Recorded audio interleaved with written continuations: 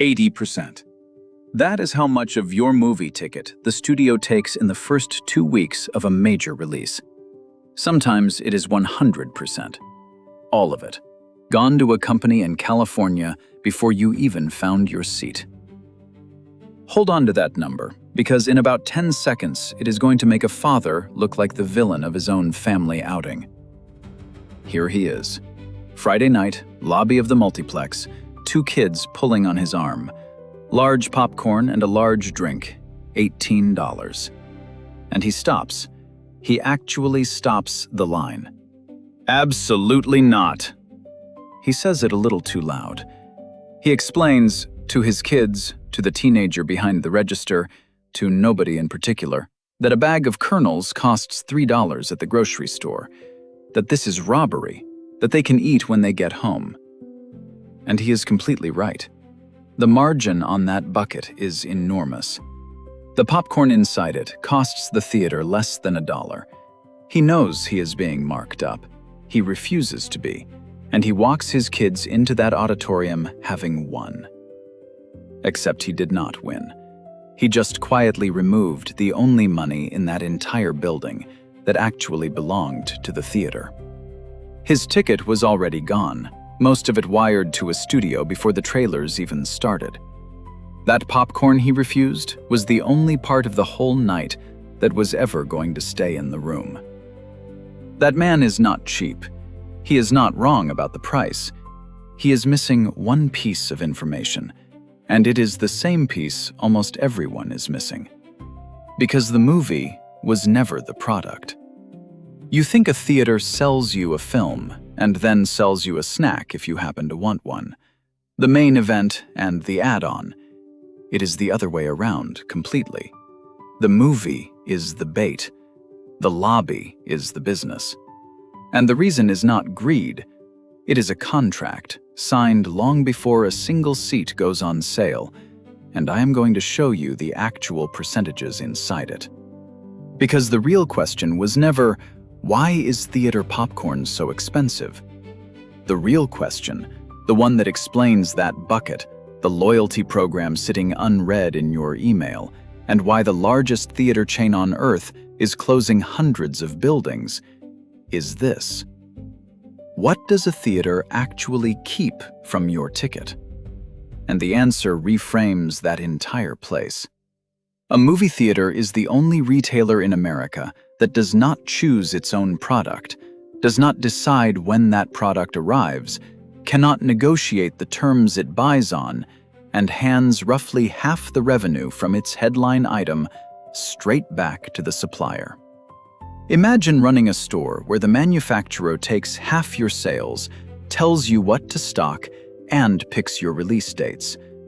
That is the business. Every single one of them. So, 3 things. First, we open that studio contract and find out exactly how much of your ticket stays in the building.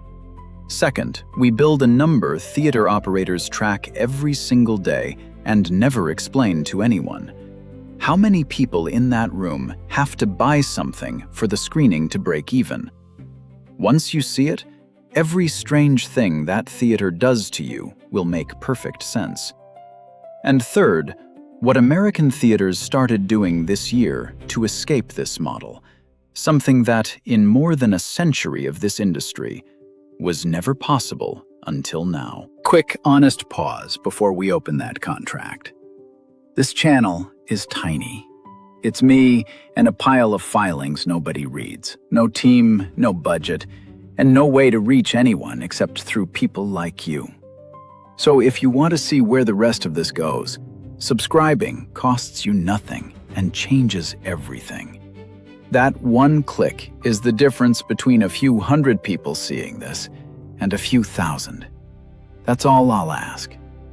Now, let's open it. Let's open the contract, because everything about that lobby comes from it. When you buy a ticket, the theater does not keep it. What it keeps is whatever is left after the studio takes its cut. And that cut is not a flat fee. It is a percentage of your ticket, and it slides. In the opening weeks of a major release, when almost everybody goes, the studio takes 80%, and in some deals, it takes all of it. Then, week by week, the split slowly tilts back toward the theater, typically landing somewhere around 50-50 by the end of the run. This is not industry gossip, it is in the filings. AMC reported that its film exhibition costs last year came to roughly 48% of admissions revenue across the entire company. And that is the blended average across every film, every week, including the cheap back end of a run. For a major studio release specifically, licensing typically runs between 50 and 65%. Here is what that looks like in real money. 7 years ago, Cinemark collected $1.8 billion in ticket revenue, and it handed $1 billion of it back in film rental fees. More than half the box office gone, before rent, before staff, before the electricity that ran the projector. Now here is the detail that breaks every instinct you have about how a business works. Film rental costs are variable. They move with the slate. And in Cinemark's own words, film rental costs as a percentage of revenue are generally higher in periods when more blockbusters are released.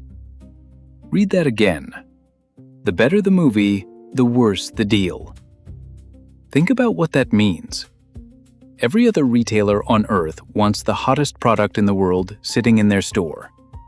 The theater gets the hottest product in the world, and the supplier immediately raises its take. The packed opening weekend for the biggest film of the year is the least profitable ticket that theater will sell all quarter. A slow Tuesday screening of a movie in its 6th week is worth more per seat to that building than a sold-out Friday premiere.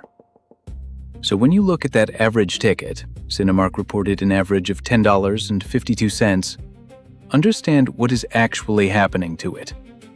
Cut it roughly in half for the studio. What is left has to cover the lease on a very large building in a very expensive retail location that sits mostly empty for most of the week.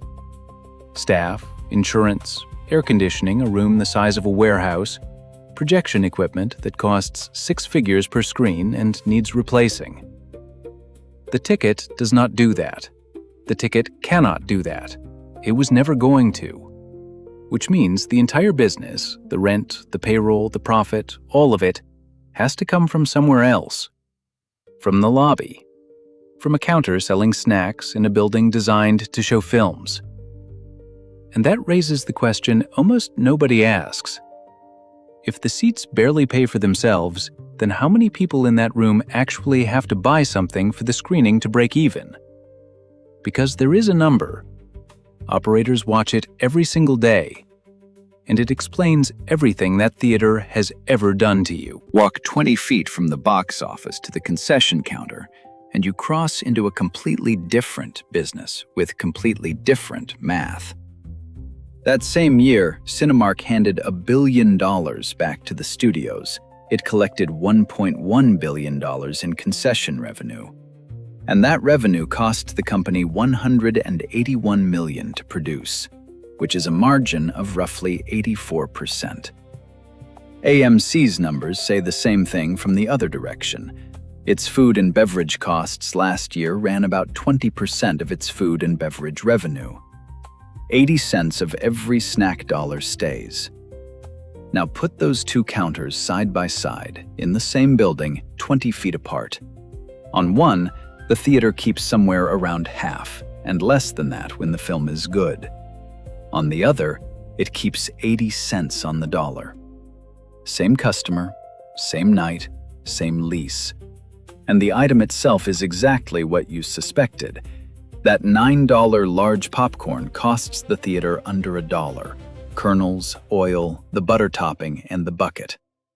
A combo of a large popcorn and a large drink now runs $15 to $20 against an average ticket of about $14.50. The snack costs more than the movie. That is not an accident, and it is not arrogance. It is the only line on the income statement that Hollywood does not touch. Which brings us to the number. Theater operators track something called food and beverage penetration, the share of the audience that buys anything at all, and there is a threshold. If penetration falls below 85%, management reviews staffing immediately. The target gross margin on concessions is 90%. These are the daily operating metrics of the business, not the box office numbers you read about on Monday morning.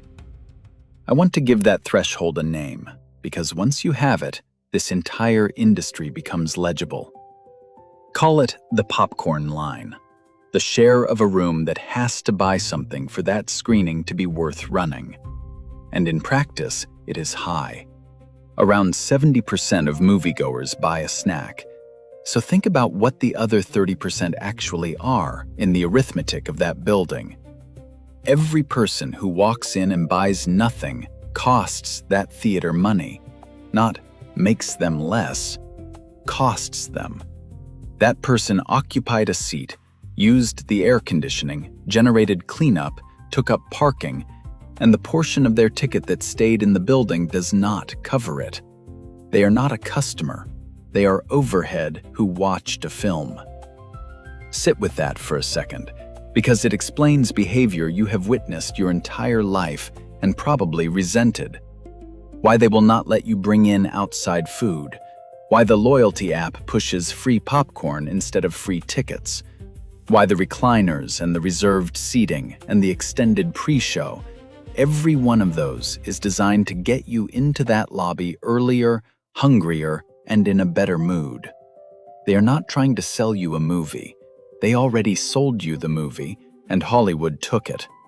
The reported split makes it starker. Independent theaters are reported to earn around 80% of revenue from concessions and only 20% from tickets. The big chains do better on the film side, roughly 35% from concessions, because they negotiate from scale. At AMC, the average moviegoer spent $22.10 last year across the ticket and everything else combined. So the model works. Sell the seat at cost, sell the snack at 80%, keep the lights on. Except it does not work. And the proof is that the largest theater chain on Earth has closed more than 200 buildings in 5 years. So here is the paradox. If the concession stand runs at an 84% margin, how is the largest theater chain on Earth closing buildings by the hundreds? Because margin is not the same thing as survival. A high margin on a shrinking number of transactions inside a fixed cost structure that never gets smaller is not a business. It is a countdown. Look at what AMC is carrying. Roughly $4 billion in debt, about $450 million a year in interest alone before a single employee is paid, and $850 million a year in rent. Adjusted earnings were positive last year, and here is the honest description of what that means. They were barely covering the interest and the maintenance spending required just to keep the auditoriums modern. Positive, and still not enough. Now the other side of that equation. Attendance in the final quarter of last year came in at 56.3 million people, down nearly 10% from the same quarter a year earlier. So the fixed costs hold perfectly still and the crowd gets smaller. That is the whole problem in one sentence. The rent does not care how many people came. Think about the shape of that building. It is enormous. It sits on expensive retail land, and it is genuinely full for maybe 6 hours a week. Friday night, Saturday afternoon. The rest of the time you are heating, cooling, insuring, staffing, and financing a warehouse with 200 empty chairs in it. The popcorn margin has to carry all of that. Every hour the building is open and nobody is in it. So AMC did the only rational thing left. It started amputating. 213 theaters closed in 5 years. 65 opened. The circuit has shrunk by roughly a fifth, and the company has said plainly that it expects to keep closing more than it opens. That is not a company failing quietly. That is a company deciding, on purpose, that a smaller version of itself is the only version that survives. And it is not alone in the wreckage. Cineworld, the parent of Regal, entered bankruptcy protection with approximately $5 billion in debt. Alamo Drafthouse filed for Chapter 11. When theaters were shut, industry revenue collapsed to around $2.1 billion, a fall of 81% in a single year. What is left is concentrated. The three biggest chains control roughly 17,700 screens across about 1,300 American locations. 40% of the country's screens, close to half its box office. Now hold all of that together because it produces a very specific trap. The building only earns when a body is in a seat. The ticket for that body mostly goes to California. The snack is where the money is, but the snack requires the body too. So every dollar this industry has ever made, every single one for more than a century, has required a human being to physically get in a car, drive to a specific building, and sit down in it. And the number of human beings willing to do that is falling. Which means there is exactly one way out mathematically. Find a dollar that does not need the seat. For 100 years, that was impossible. This year, American theaters found one, and it is the strangest product line in the history of this business. Collectible popcorn buckets. Not the popcorn, the bucket. Sculpted, themed, limited edition. A plastic dragon, a spaceship, a character's head with a lid. 2 buckets tied to Christopher Nolan's The Odyssey sold for $50 and $70. AMC estimates that special edition buckets will bring in around $100 million this year, close to double what they did 3 years ago. Cinemark says buckets helped lift its merchandise revenue by 40% in a single year. Regal expects merchandise sales above $40 million. And I know exactly how that sounds. It sounds like a gimmick, a novelty, something a marketing department invented on a Thursday. It is not. It is the first crack in a 100-year-old wall, and here is why. Go back to the trap. Every dollar this industry has ever earned required a body in a seat. The ticket needs it. The popcorn needs it. The parking needs it. For more than a century, there was no exception, not one product on the entire menu that could generate revenue without a human being physically occupying an auditorium for 2 hours. The bucket breaks that. Somebody can want the dragon because they love the franchise, not because they want to see the film. They can buy it as a gift. They can buy it online. They can buy it and never sit down at all. For the first time in the history of this business, there is an item that does not need the seat. And that changes what these companies could theoretically be. Not a chain of auditoriums, a merchandise operation with 900 physical storefronts, an owned online channel, direct relationships with every studio in Hollywood, and hard data on exactly who bought a ticket to which franchise. That is a fundamentally different company. So is this the rescue? Is this the thing that saves the movie theater? No. And I want to be very clear about that because a lot of people are about to tell you otherwise. $100 million in buckets is about 2% of AMC's revenue. 2%. It is real, it is high margin, and it is growing fast, and it is nowhere close to the size of the whole. Weeding a bucket line as the salvation of exhibition is the exact mistake MoviePass investors made. Taking something genuinely clever and mistaking it for something structurally decisive. It is a crack in the wall. It is not a door. Now go back to that lobby. The father is still standing there, refusing to pay $18, and he is not wrong. The markup is enormous. He knows it, and he is right about it, and nothing in this video makes that price fair. But look at what he actually did. He got angry at the counter, and the counter was the only part of that building that was ever going to keep his money. His ticket was gone before he sat down, wired to a studio that pays none of that theater's rent, none of its staff, none of its insurance, and closes none of its buildings when the crowd stops coming. He was right about the price. He was wrong about the address. He aimed at the only party in that transaction who was also getting squeezed. So who actually wins in this arrangement? The studio wins, always. It takes the largest share of the box office while paying no rent, no staff, no insurance, and no property tax on a single auditorium. It picks the release date, sets the terms, and takes a bigger cut precisely when the film is good. It carries none of the building. The theater wins only if the popcorn line holds, every night, in every auditorium, forever. And you win something real, a thing you genuinely cannot get at home, and you pay for it in a strange currency. Not the ticket, a tax on being hungry in a room you already paid to enter. So here is what to actually do with this. First, when you go, changes where your money lands. In the opening weeks, most of your ticket goes to California. By the third or fourth week of a run, the split has tilted back toward the building you are sitting in. Same film, same seat, completely different beneficiary. Second, that loyalty program is not marketing. It is survival.